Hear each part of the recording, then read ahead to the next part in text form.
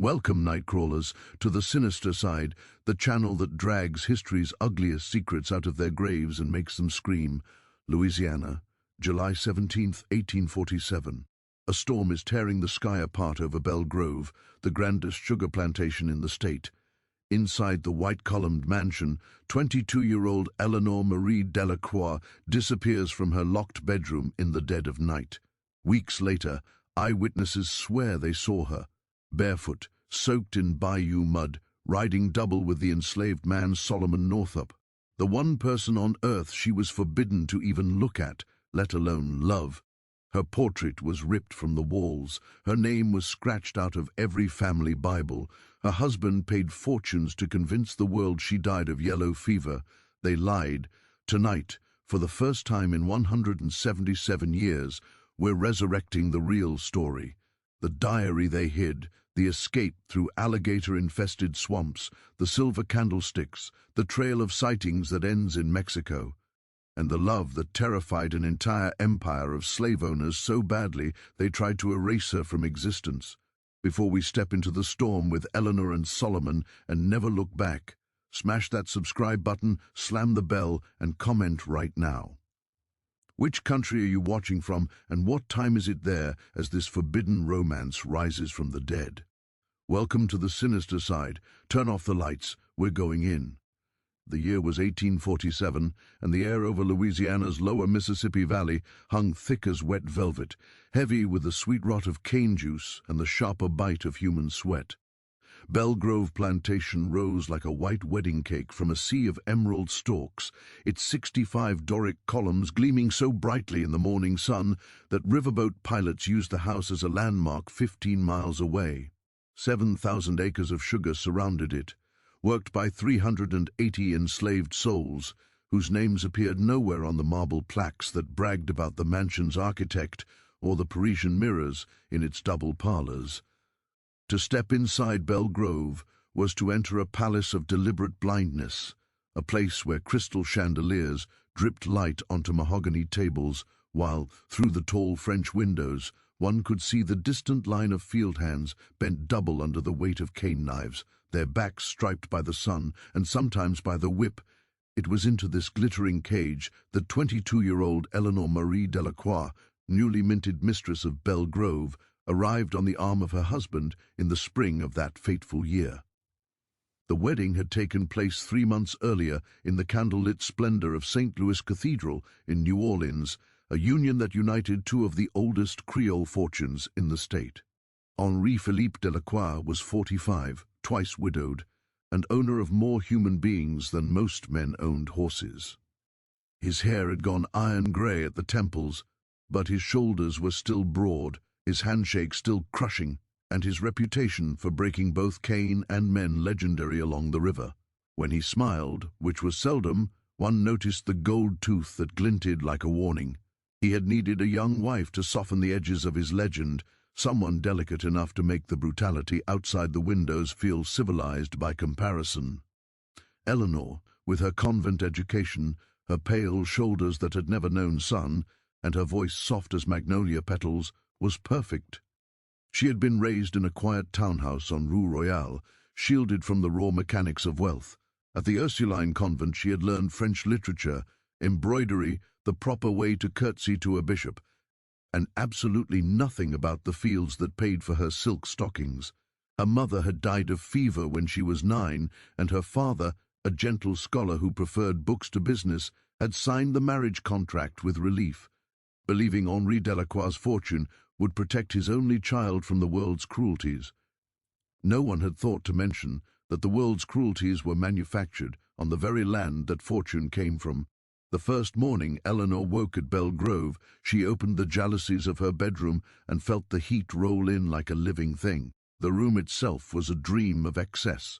A tester bed draped in mosquito, baize the color of clotted cream.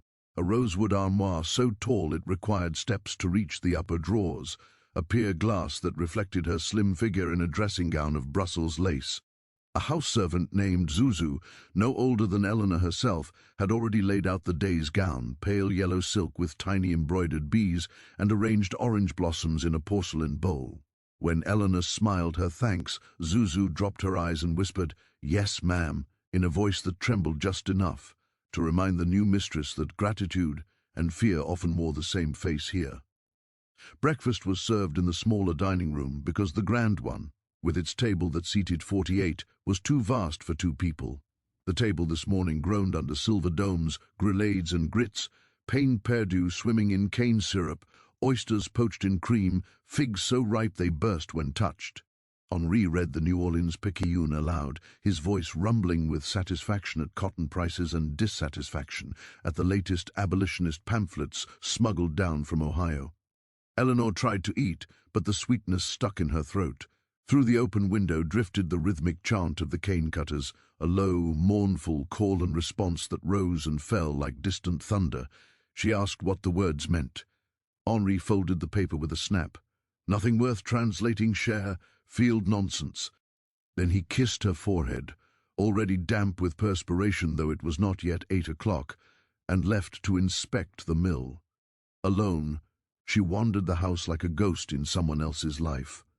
The gallery that wrapped the entire second floor offered a panoramic view of the empire she now nominally ruled. To the north stretched the cane, row upon endless row, shimmering green and gold. To the south, the Mississippi slid past, thick and brown, carrying flatboats and steamboats whose passengers sometimes waved at the great house out of curiosity or envy. Between river and mansion lay the quarters, a double row of whitewashed brick cabins that looked almost cheerful from this distance, though Eleanor would learn soon enough that the bricks retained heat like ovens, and the chimneys rarely drew properly because green wood was cheaper than seasoned.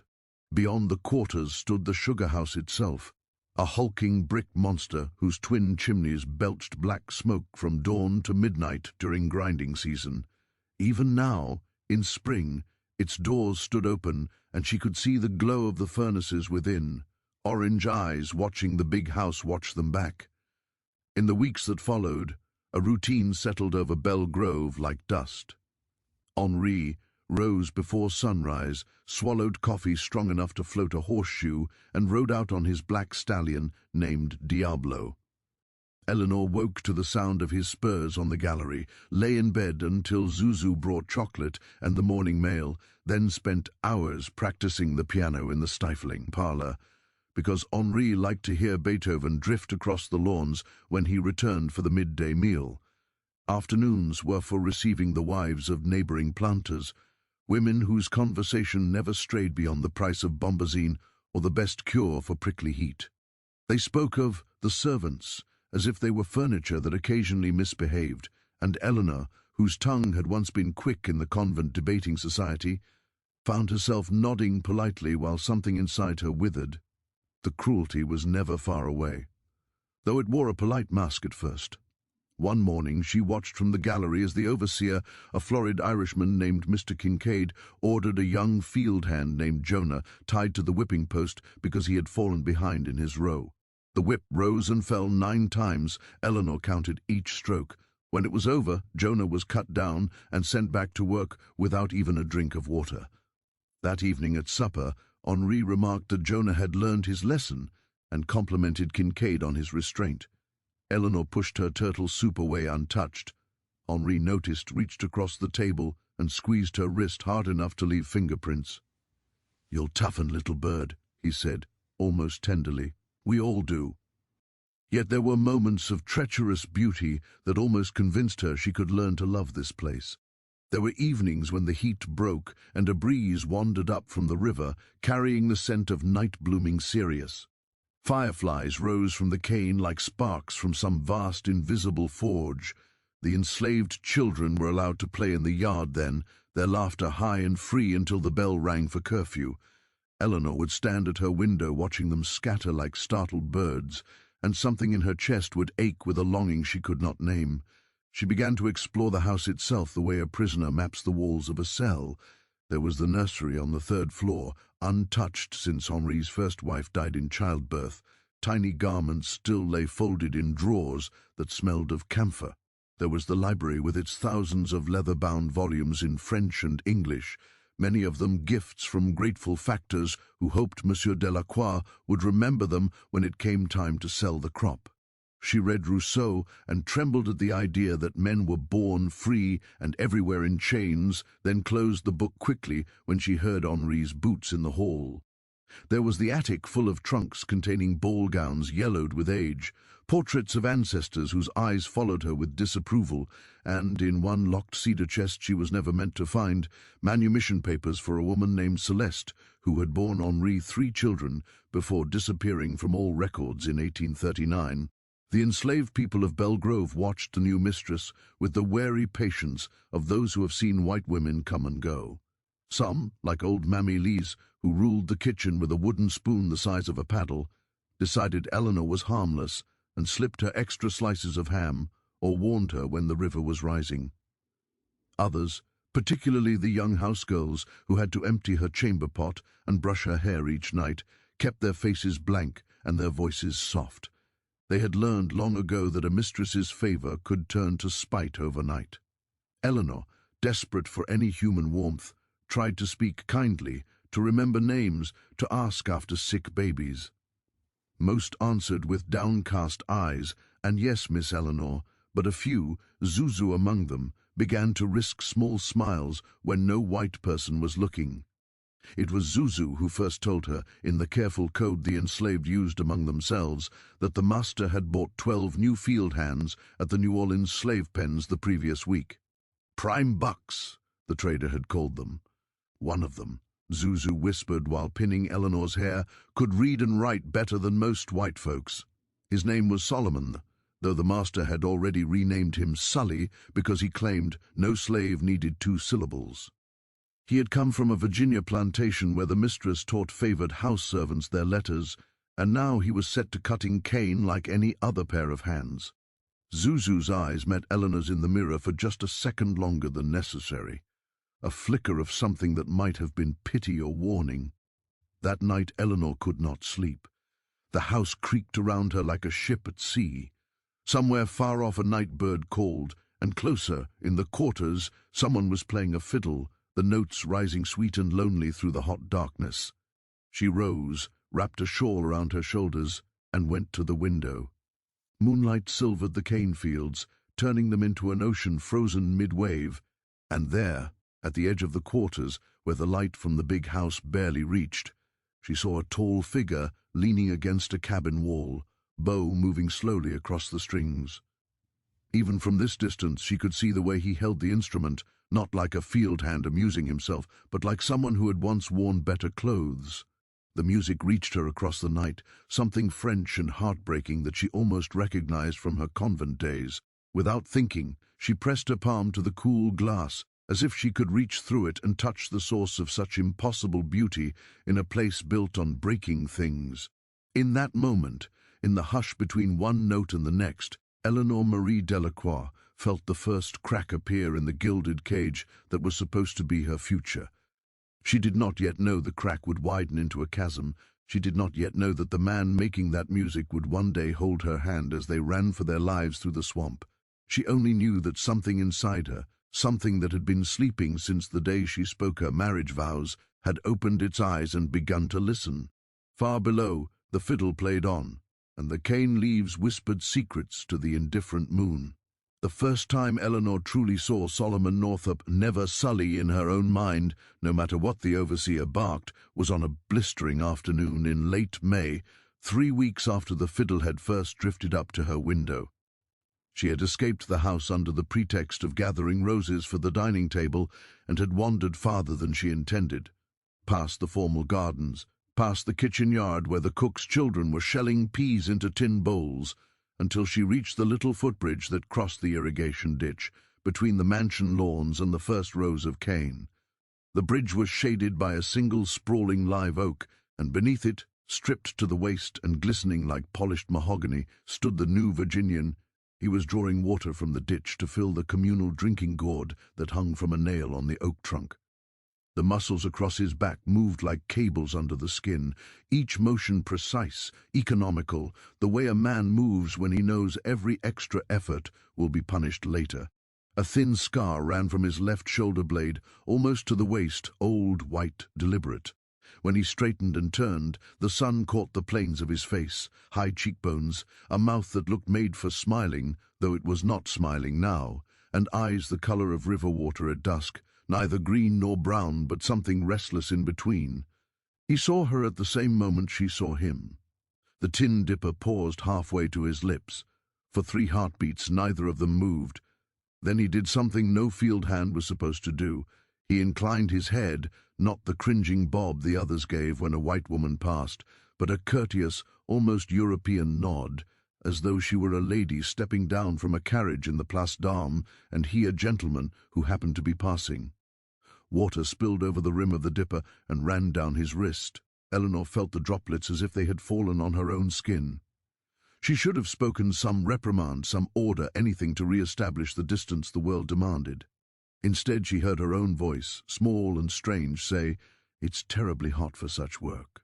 Solomon's eyes flicked once to the big house behind her, calculating risk the way sailors read clouds. Then he answered, low enough that the wind almost stole it. "Heat's the same for everyone, ma'am. Only some of us get to sit in the shade."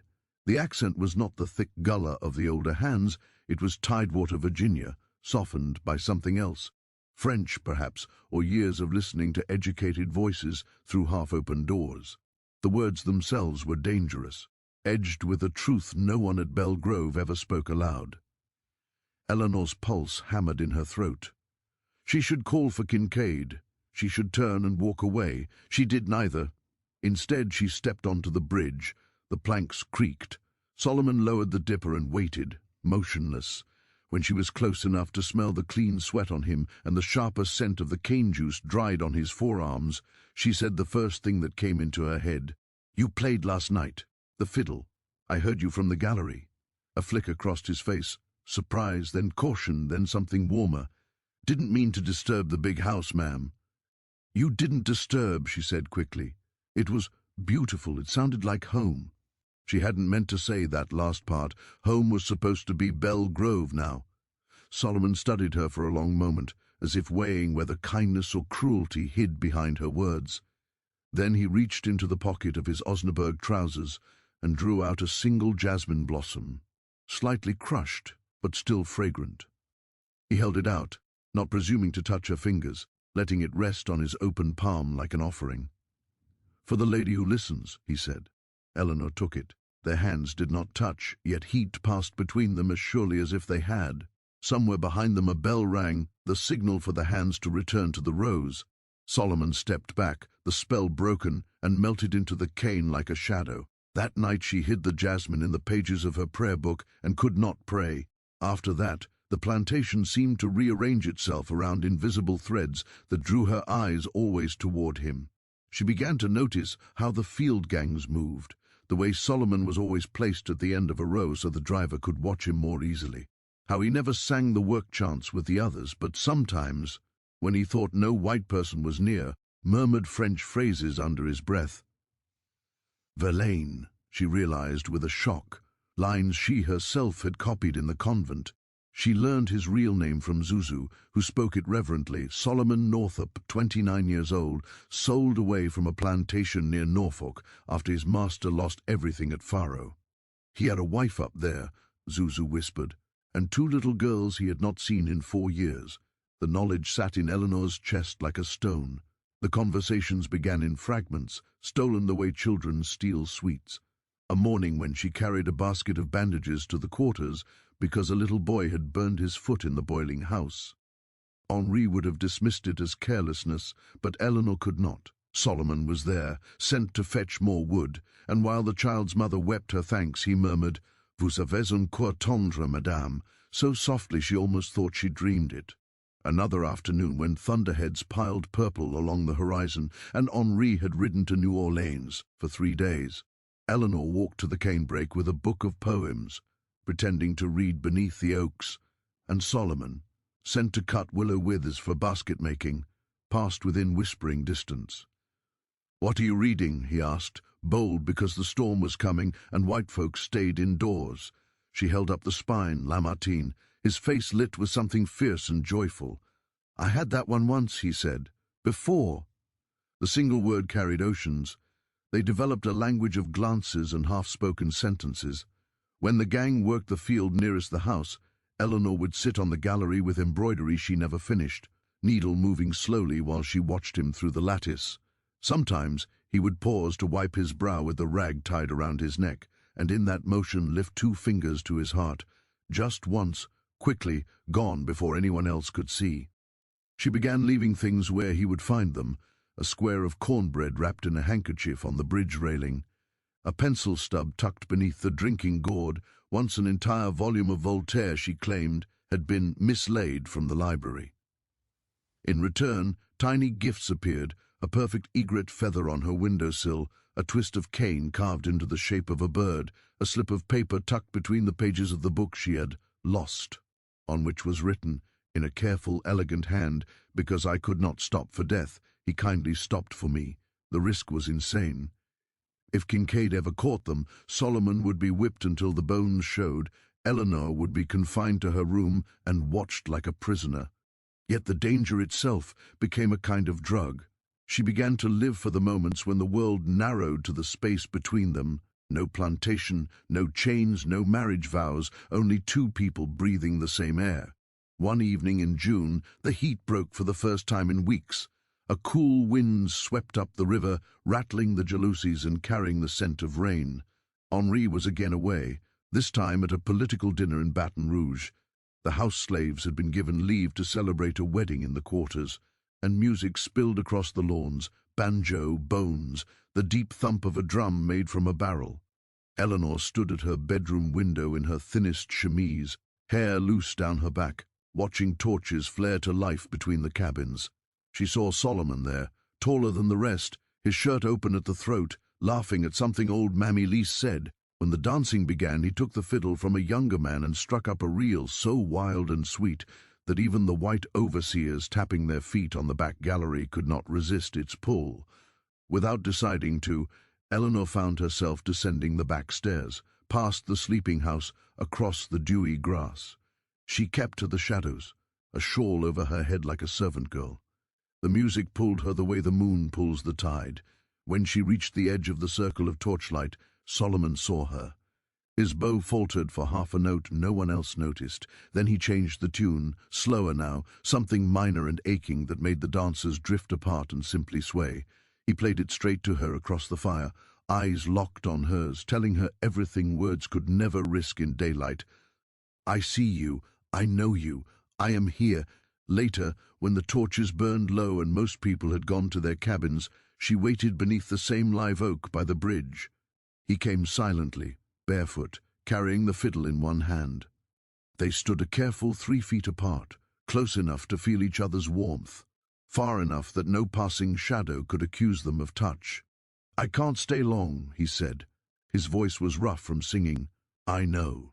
Hers trembled. Silence stretched, thick with everything unsaid. Then he lifted the fiddle and played a few soft notes, the opening phrase of a song she had hummed once while watering roses, a French lullaby her mother used to sing. He had remembered it perfectly. When the last note died, he said, "In Virginia, my wife and I used to walk by the river on Sunday evenings. She would sing that. I thought I'd never hear it again." Eleanor's eyes filled. "I'm sorry." "Don't be sorry for me, Miss Eleanor. Be sorry for the world that makes this wrong." She took one step closer. The space between them shrank to nothing but breath. "My name is Eleanor," she whispered. "Just Eleanor." He looked at her for a long, long moment. Then, so gently it broke her heart, he repeated it. Eleanor. The sound of her name in his mouth was the most intimate thing anyone had ever given her. Rain began to fall, soft and warm. Neither of them moved. Somewhere an owl called. Solomon reached out slowly, giving her every chance to step away, and brushed a raindrop from her cheek with the back of one finger. The touch lasted less than a second, but it burned like branding iron. Then he was gone, melting back into the darkness toward the quarters, leaving her standing alone under the dripping oak with the taste of rain and forbidden possibility on her lips. From that night on, there was no going back. The glances became longer, the gifts bolder, a lock of her hair pressed between the pages of a borrowed book, one of his own shirts, carefully laundered, left on the bridge, with a note that simply read, "Wear this close to your heart when the nights are cold." She did. She wore it beneath her chemises until the scent of him faded, and she wept over the cloth like a madwoman. By midsummer, the air between them crackled. They found ways to speak never. She left the library window unlatched on nights when Solomon had kitchen duty, and once, heart-pounding so loudly she was sure the portraits heard, watched from the shadows as he slipped inside, ran reverent fingers over the spines of books he had not touched in years, and chose one, Voltaire again, to carry away like contraband holy relics. Henri returned from his trips and noticed nothing.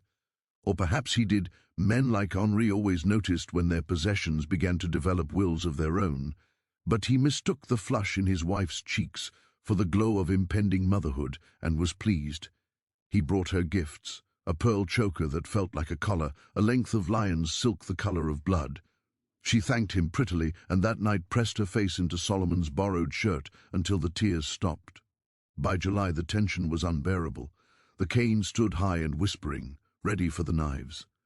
Grinding season loomed, when the mill would run day and night, and no one would sleep. Solomon's hands were raw from constant work. Eleanor's dreams were full of fire and running feet.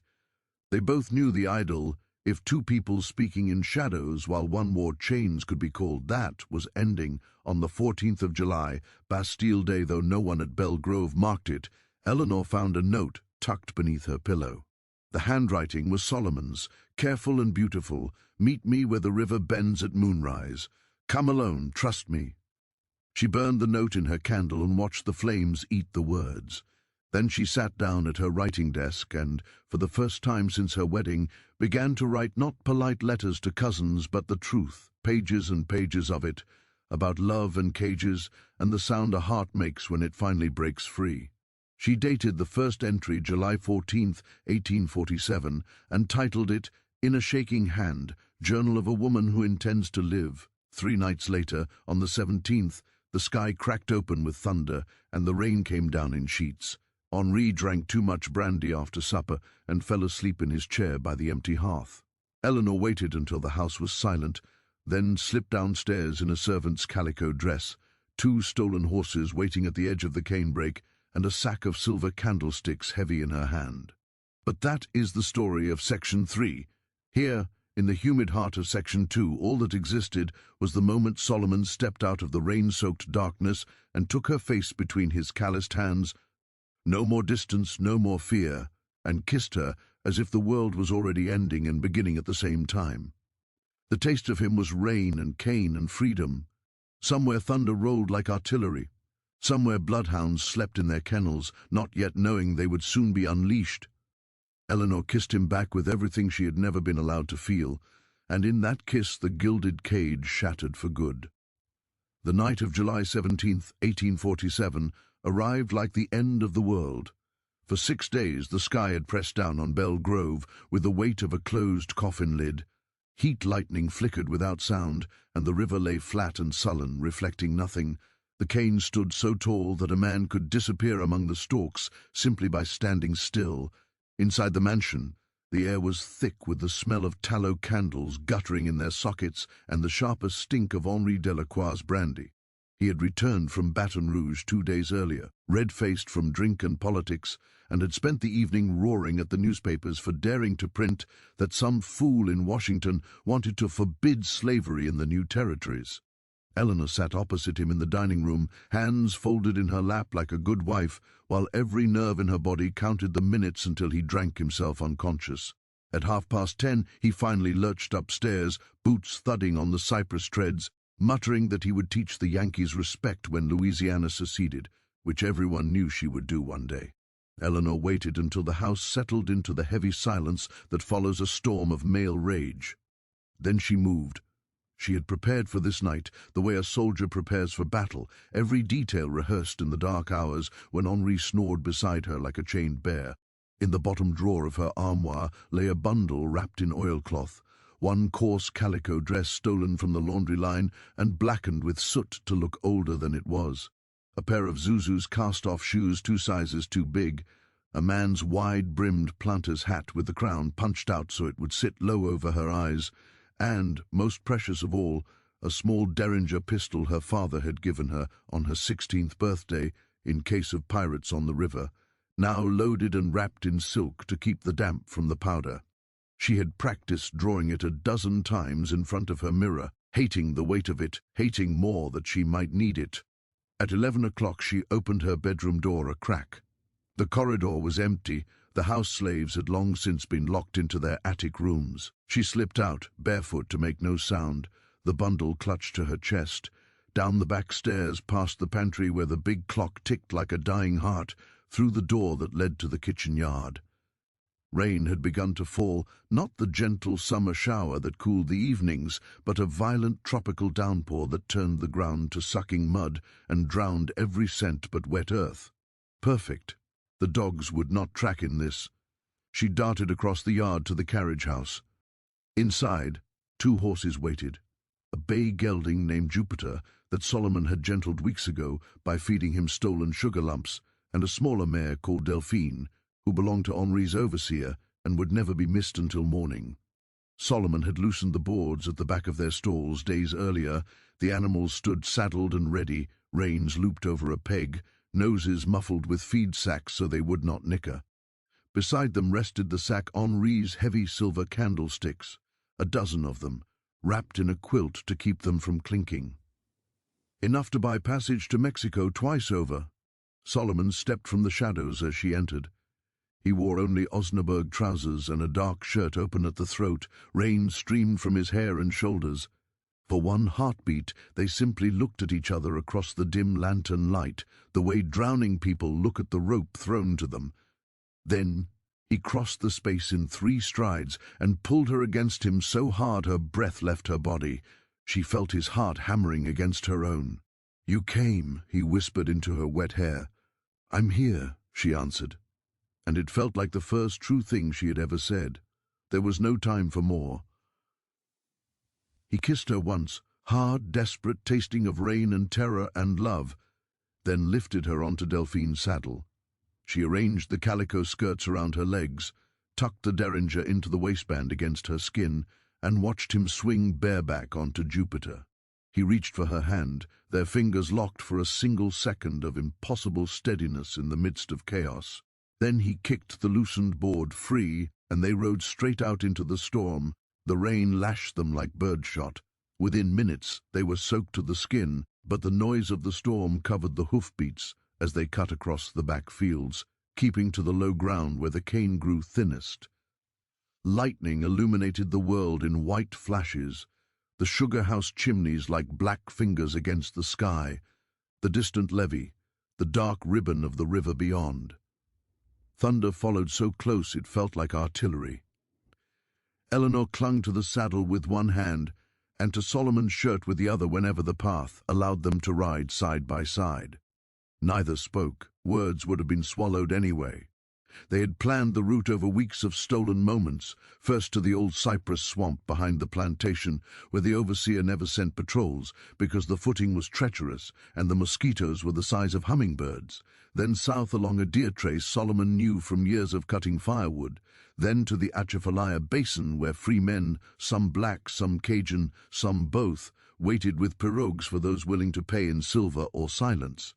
If they reached the basin by dawn, they could be 20 miles away before Henri even knew she was gone, but plans are fragile things. They were perhaps 3 miles from the big house, deep in a stand of water oaks where the ground turned to bog, when Jupiter stumbled. The horse screamed a high, awful sound that cut through even the storm and went down on its knees. Solomon vaulted clear, but the gelding thrashed, one foreleg clearly broken. There was no time for mercy. Solomon drew the knife he carried for cutting cane and ended it with a single thrust. The horse's body hit the mud with a wet thud. Eleanor stared, rain streaming off her lashes, as Solomon wiped the blade on his thigh. "We walk from here," he said. His voice was calm, but she heard the tremor beneath it. He slung the silver sack across his own shoulders, took Delphine's reins in one hand and Eleanor's wrist in the other, and pulled her onward through the blackness. The mare followed willingly. Solomon had a way with horses that made them trust him the way people never could. They moved slower now, ankle-deep in water that smelled of rot and cypress knees. Twice Eleanor slipped and would have gone under if Solomon had not hauled her up. Her dress clung to her legs like wet paper, The oversized shoes had been sucked off miles back. She was barefoot, bleeding, half-blind with rain, and had never felt more alive. At some point the thunder began to recede behind them. The rain slackened to a steady hiss. Eleanor realized she could hear again the suck of their feet in mud, Delphine's blowing breath, and farther off, too far off to be sure, or perhaps she only imagined it, the faint baying of dogs. They reached the first true swamp, just as the sky began to pale in the east. Spanish moss hung in drenched curtains. Cypress trunks rose like the pillars of some ruined cathedral. Solomon found the blazed tree he had marked weeks earlier, 3 slashes with a hatchet, barely visible now under running water, and turned west along a ridge of higher ground that only someone born to this country would have known was there. Eleanor's legs were shaking with fatigue, but she forced them onward. Every step took them farther from Belle Grove, from Henri, from the name Delacroix, and everything it meant. They had perhaps an hour of darkness left when disaster struck again. They came around a bend in the ridge, and there, not 50 yards ahead, lantern light flickered through the moss. Voices, men's voices, white men's voices carried on the wet air. Patrol. Someone had raised the alarm sooner than they dreamed possible. Henri must have gone to her room in the night, drunk and amorous, and found the bed empty. Or Zuzu, sweet, loyal Zuzu, had been caught with Eleanor's discarded nightgown and broken under questioning. It didn't matter now. Solomon's hand clamped over Eleanor's mouth before she could gasp. He pulled her down behind a fallen log. Delphine pressed close beside them, trembling. The lantern light grew brighter. She could hear the slosh of boots, the creak of leather, Kincaid's hated Irish lilt cursing the weather and the mosquitoes, and that black bastard who thinks he can steal the master's wife. There were 4 of them, maybe 5, armed. Eleanor's heart hammered so loudly she was sure they would hear it. Solomon's arm around her waist was the only thing keeping her from flying apart. She felt him shift, reaching for the knife still wet with Jupiter's blood. 4 men, 1 knife, 1 small pistol with 2 shots if they were lucky. The odds were laughable. But Solomon had not survived Virginia auctions and Louisiana cane fields by accepting laughable odds.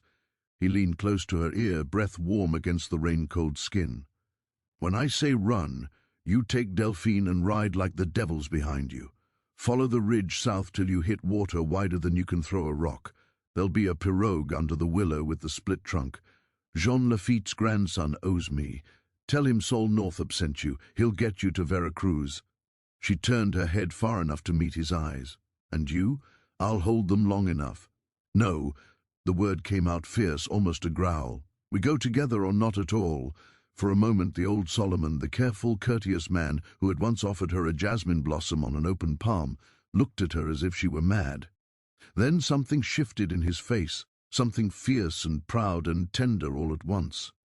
He kissed her hard, teeth clicking, tasting blood where one of them had bitten a lip.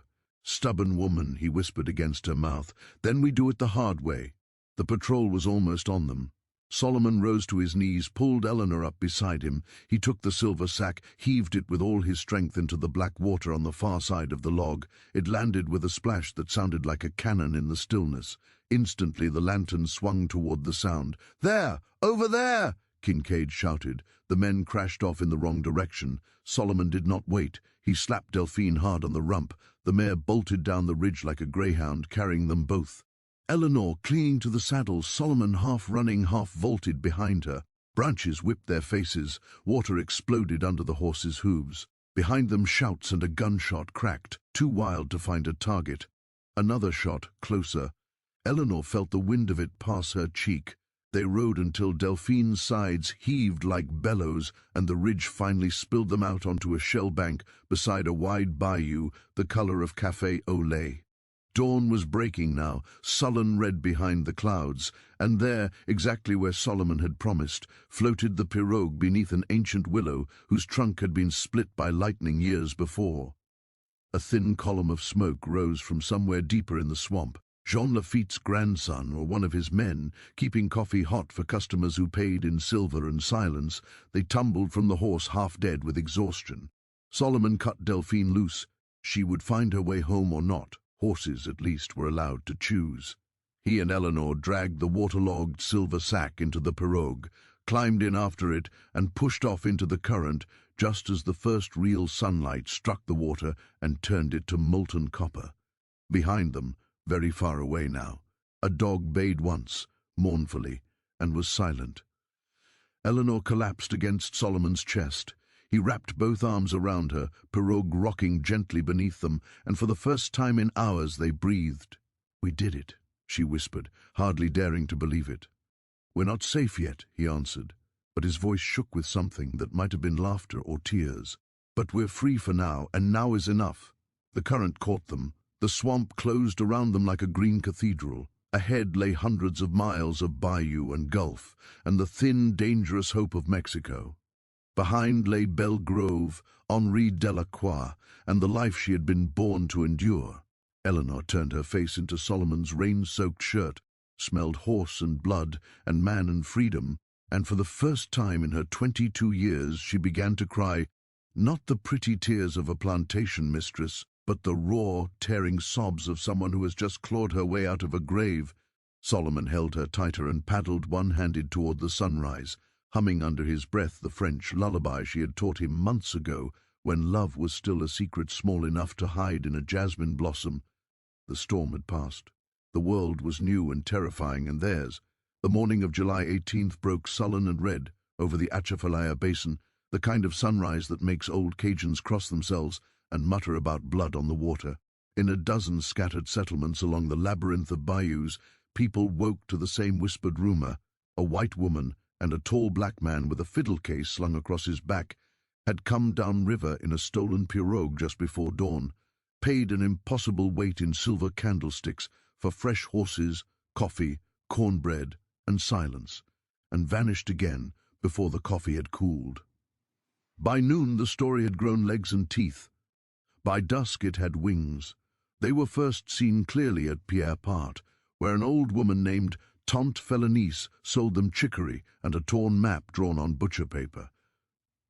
She swore later that the woman's feet were bare and bleeding, but she never once complained, and that the man spoke French like a white gentleman and Cajun like a bayou man, and never let the woman out of arm's reach. Tante Felonice took their silver, gave them a blessing in a language no priest would recognize, and watched them ride southwest on two half-dead horses that somehow kept moving because the man crooned to them in a voice that made even the dragonflies listen. 2 days later, near the old Spanish mission at Charenton, a trapper named Alcide Boudreau found an abandoned campfire still warm and a single lady's kid glove half buried in the ashes, the palm scorched through where someone had used it to lift a hot pot. Inside the glove, folded so small it could have been missed, was a scrap of paper on which someone had written in violet ink, "If anyone finds this, tell them Eleanor Delacroix is alive and unafraid." Alcide kept the glove for 30 years. He never told a soul about the paper. He burned it instead, because some secrets are heavier than Spanish silver and twice as dangerous. By the end of July, the official reward notices began to appear, nailed to courthouse doors from Baton Rouge to Opelousas. They were masterpieces of careful lies. Henri Delacroix offered $1,000 for the return of his beloved wife, cruelly abducted and carried away while suffering from brain fever, and 500 more for the dangerous Negro calling himself Solomon Northup, a cunning seducer and thief. The broadsheet described Eleanor as delicate, fair, blue-eyed, speaks French, may be disguised as a servant, and Solomon as 6 feet tall, literate, plays the violin, answers to Sully, lightly armed. A smaller notice, circulated only among the big planters, added the unofficial truth, dead or alive would do, but alive was worth more because Henri wanted the pleasure himself. The irony was that by the time the notices went up, Eleanor and Solomon were already 300 miles away, moving by night, sleeping by day in abandoned Acadian cabins and Seminole chickees, guided by a chain of people who had every reason to hate Henri Delacroix and every reason to help 2 fugitives who had dared what no one else had. A free black fisherman near Morgan City ferried them across the widest channel in exchange for 1 silver candlestick and the story of how they came by it. A half-Creek woman named Marie who walks gave them venison and a jar of bear grease for mosquito bites, and laughed until she cried when Eleanor tried to thank her in convent French. In the deepest part of the basin, where even the alligators seemed to speak French, an old man everyone called Grand-Père Jean, rumored to be the natural son of the pirate Jean Lafitte himself, hid them for 4 days in a house raised on stilts above a lake no white man had ever charted. There Solomon traded another candlestick for a battered fiddle with only 3 strings, and every night he played it softly while Eleanor fell asleep with her head on his knee and the mosquitoes sang backup. They were seen again on August 9th, this time by a party of Texas cattle drovers on the old Opelousas Road. The drovers were drunk and looking for sport, and they tried to circle the strangers when they realized what they were seeing: a white woman in a torn calico dress riding double behind a black man who carried a fiddle case like it was the Ark of the Covenant. Solomon put the mare between Eleanor and the Texans, drew the little derringer from his boot, it still had 1 shot left, and spoke so calmly that 2 of the drovers later swore the devil himself had looked out of his eyes. Whatever he said worked. The Texans rode off muttering, and by the time they reached the next saloon the story had changed. The woman had been a ghost, the man a loup-garou, and anyone who followed them would wake up with their throats cut by Spanish moss. No posse ever took that road again. In the middle of August they reached the Sabine River, the shifting, fever-ridden boundary between Louisiana and the young Republic of Texas. The crossing took 3 attempts. On the first, a sudden norther blew up and nearly swamped their stolen canoe. On the second, they were chased for 6 miles by a slave catcher who recognized Solomon from the reward posters and wanted the bounty himself. Solomon shot the man's horse out from under him with the last load in the derringer, and they vanished into the piney woods while the catcher screamed curses at the sky. On the 3rd try they crossed at dusk, poling the canoe through water hyacinth so thick they had to hack a path with Solomon's cane knife. When they stepped onto Texas soil, Eleanor dropped to her knees in the mud and kissed the ground like a pilgrim. Solomon stood over her, soaking wet, laughing and crying at the same time, and told her that free soil felt exactly like slave soil under bare feet, but at least here no one could legally drag them back. They stayed only long enough in Texas to trade the last of the silver for passage on a coasting schooner out of Galveston. The captain asked no questions when Solomon paid in French gold louis that had once decorated Henri Delacroix's dinner table. On September 2nd, 1847, the schooner weighed anchor with a cargo of cotton, beef hides, and 2 passengers listed on the manifest as Mr. and Mrs. Solomon North of no fixed address. Eleanor wore a new dress of plain brown cotton bought in Galveston and a wide straw hat that hid most of her face. Solomon had cut his hair short and grown a beard that made him look older, harder, free. They stood together at the rail as the Texas coast fell away behind them, and for the first time in months they kissed in broad daylight with no one to tell them they could not. The voyage south should have taken 12 days. It took 23. Yellow fever swept the crew. The captain died raving in his berth. The mate tried to put into Veracruz too soon and ran aground on a reef off Tampico. For 9 days they lived on short rations while the sailors patched the hull with whatever would hold tar. Eleanor nursed the sick. Solomon played his 3-string fiddle for men who were too weak to cover their ears, and somehow the music kept death from taking more than it already had. When the schooner finally limped into Veracruz harbor on Michaelmas Day, half the crew carried ashore the memory of a white woman with river-water eyes who refused to leave the side of the black man who played like an angel, and an angel was exactly what many of them believed he was. They disappeared into the city the same afternoon. Veracruz in 1847 was a fever port full of sailors, smugglers, escaped slaves, exiled French royalists, and Maya girls selling oranges on every corner. A white woman and a black man walking hand in hand raised eyebrows for exactly 1 day. After that, no one looked twice.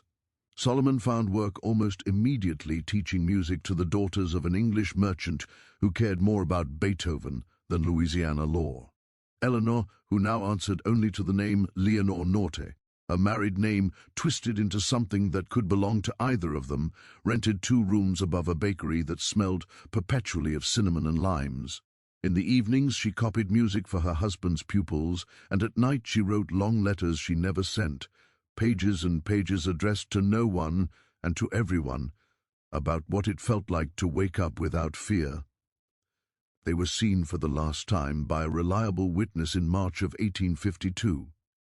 An American traveler named Ephraim Gilman, passing through Veracruz on his way to California Gold, stopped at a plaza concert where a tall mixed-race couple, he called them that in his journal, performed violin and piano duets that reduced the audience to tears. The woman was small and pale, with a voice like a convent bell. The man played with a fire that made strong men weep for reasons they could not name. Between pieces, the woman laughed at something her partner whispered, and Gilman wrote that he had never seen 2 people more clearly in love or more clearly afraid that someone would take it away from them. When he tried to approach them after the performance, they had vanished into the crowd like smoke. Years later, in the winter of 1852-53, a letter arrived at the Ursuline convent in New Orleans.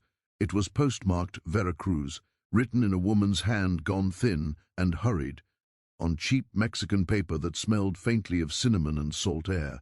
The Mother Superior opened it in the presence of 2 elderly nuns who remembered a certain blue-eyed postulant from 20 years earlier. The letter was brief. "Tell Mother that I am finally free. Tell her also that love is stronger than they ever admitted, and that I have a son with his father's eyes, and a daughter learning to read French before English. Tell her I pray for her every night under a sky that has never known frost, and tell her not to look for me. Some resurrections are meant to stay quiet." There was no signature, only a small ink drawing of a jasmine blossom. The Mother Superior burned the letter in the convent kitchen stove and told no one, not even the bishop. But the story leaked anyway. Nuns are human after all, and for years afterward, whenever a certain type of scandal rocked Creole society, someone would remember the vanished bride of Belle Grove and whisper that she had not died of fever after all, but had chosen something fiercer than respectability. Back in Louisiana, the trail went cold and stayed cold. Patrols found the pirogue abandoned near Lafayette, with the silver sack gone and a single lady's shoe floating nearby like a taunt. They found Jupiter's bones picked clean by buzzards. They found the campfire ashes and the glove of the blazed trees that led nowhere.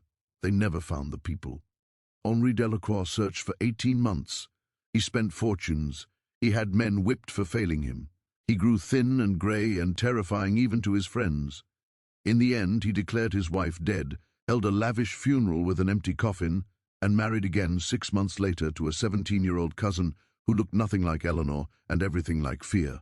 The portrait of his second wife, painted in 1850, shows a woman with eyes that never quite meet the viewers, and in the background, if you look very closely, you can see that the space on the wall where Eleanor's portrait once hung has been painted over with a dark, shapeless patch, as though even the canvas itself refused to remember her.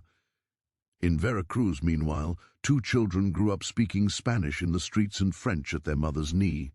The boy learned the violin before he could read. The girl had her mother's pale skin and her father's river-water eyes.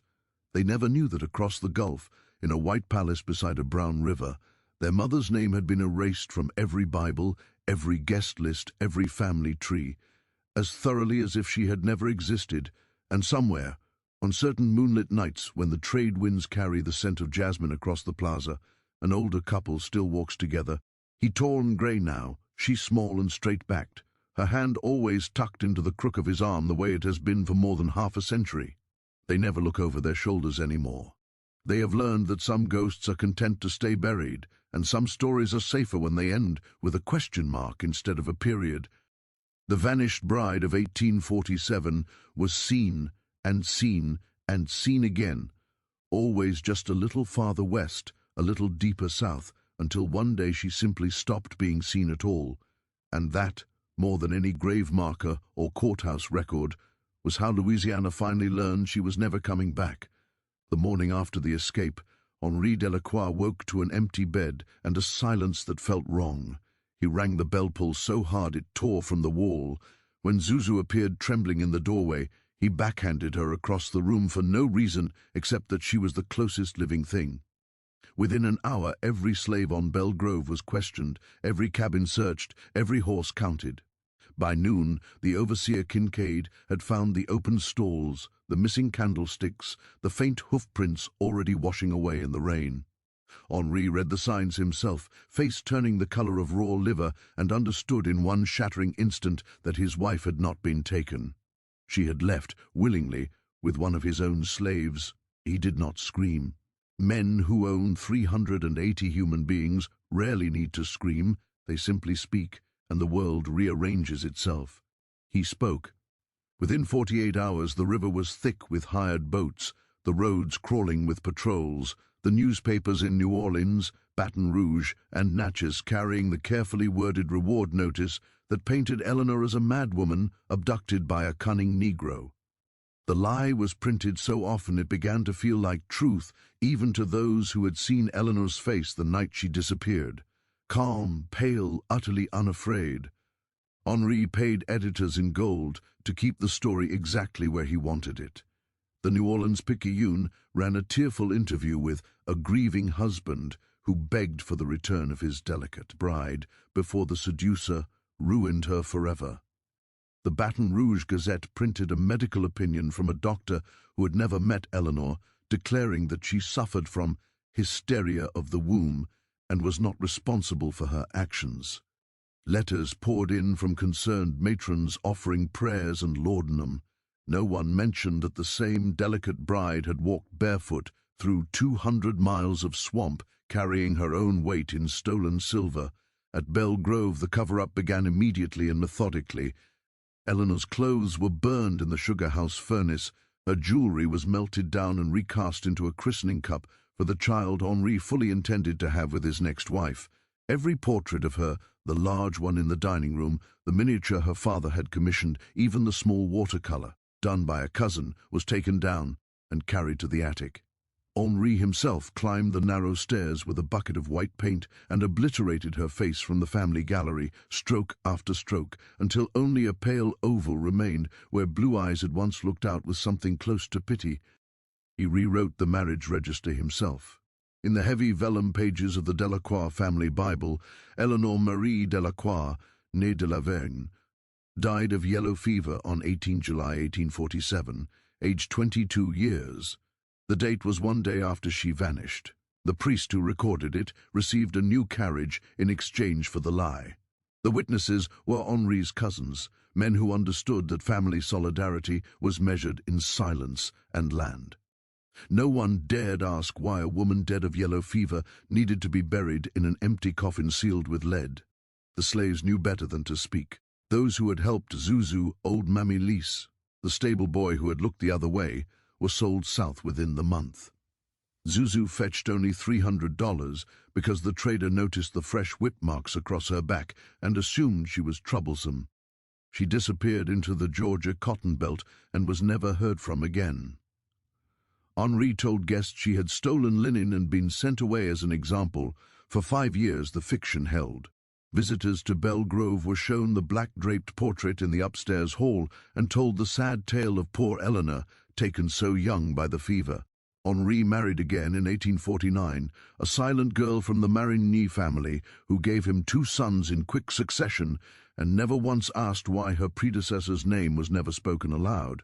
The empty coffin was buried beneath a marble angel in the family vault, the inscription carved deep, Eleanor Marie, beloved wife, 1825 to 1847.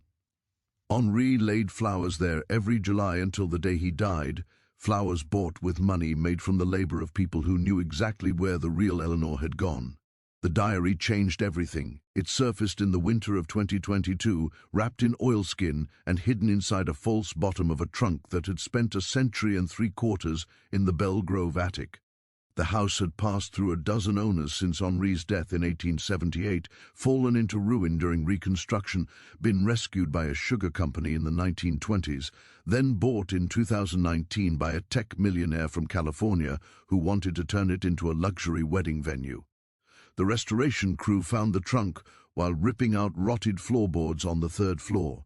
Inside were moldering ball gowns, a child's wooden sword, and the diary small, leather-bound, the kind of book a convent girl might have been given for her saint's day. The handwriting was unmistakable to anyone who had seen Eleanor's few surviving letters, neat, slanted, the ink faded to brown. The first entry was dated 14 July 1847. The last, 16 July, ended mid-sentence. "If tomorrow comes and I am still here, I will stop calling it living." The pages in between were a detonation. She wrote of Solomon with a frankness that would have seen them both burned alive in 1847, how his voice sounded when he read Lamartine aloud, how his hands felt when they lifted her over a muddy bayou, how the first time he kissed her, she understood why people killed for love. She wrote of Henri with cold clarity, the way he smelled of brandy and horse sweat, the casual way he ordered a boy flogged for dropping a water pitcher, the night he forced himself on her after a dinner party and fell asleep still pinning her to the mattress with one heavy arm. She wrote of the night she decided to leave, how she stole the candlesticks one by one over 6 weeks and hid them beneath loose floorboards, how Solomon taught her to load the derringer using candle stubs for practice bullets. She wrote of freedom, as if it were a country she could already see on the horizon.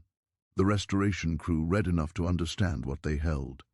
The tech millionaire offered $500,000 on the spot to keep it quiet and sell the house with the scandal as a selling point.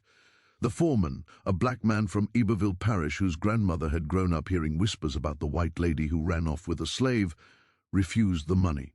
He carried the diary to the history department at Louisiana State University and left it on the doorstep in a plastic grocery bag with a note that said simply, "Tell the truth." The truth exploded. Scholars authenticated the diary within weeks. The paper, the ink, the references to people and events that only someone inside Belle Grove in 1847 could have known, all of it checked out. DNA scraped from a lock of hair pressed between the pages matched samples taken from known Delacroix descendants and from a living descendant of Solomon Northup's Virginia family. The story that had been buried under 6 generations of lies clawed its way into the light. Old Louisiana families closed ranks the way they always have. A state senator from a plantation parish called it a hoax cooked up by woke academics. A society matron in New Orleans told the Times-Picayune that even if it's real, dragging it up now serves no one. Someone set fire to the foreman's truck. The university received bomb threats, but the diary had already been digitized and uploaded to every corner of the internet that would host it. Within a month, Eleanor's diary was trending worldwide. The revelations kept coming. A Veracruz archivist found baptismal records for 2 children born to Leonor and Solomon Norte in 1849 and 1851. A photograph surfaced in a Mexico City antique shop, a daguerreotype of a tall black man with a violin and a pale woman holding a baby, taken around 1860.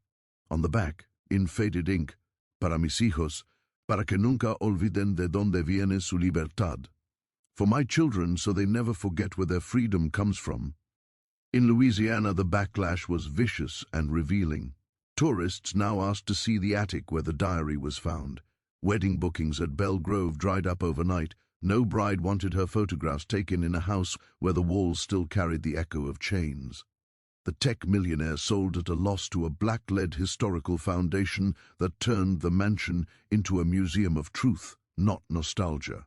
The first exhibit was Eleanor's diary, open to the page where she wrote, "I would rather die running than live kneeling." The Delacroix descendants, scattered now across Houston, Atlanta, and Paris, tried to sue for the return of stolen family property. They lost. The judge, a black woman from Plaquemines Parish, ruled that a diary written by a woman fleeing enslavement and marital rape belonged to history, not to the heirs of the man who tried to erase her. On the anniversary of the escape, July 17th, people began leaving jasmine blossoms at the gates of Belle Grove. By nightfall, the iron bars were buried under white flowers. Someone hung a hand-painted sign that read, "She chose love. So can we." Henri Delacroix had spent a fortune trying to write Eleanor out of existence. It took one small leather-bound book, hidden for 175 years, to write her back in permanently, indelibly, in her own fierce, unrepentant words. The most sinister truth of all was never the elopement itself. It was how thoroughly a woman could be disappeared simply for refusing to stay disappeared. The diary proved she never did.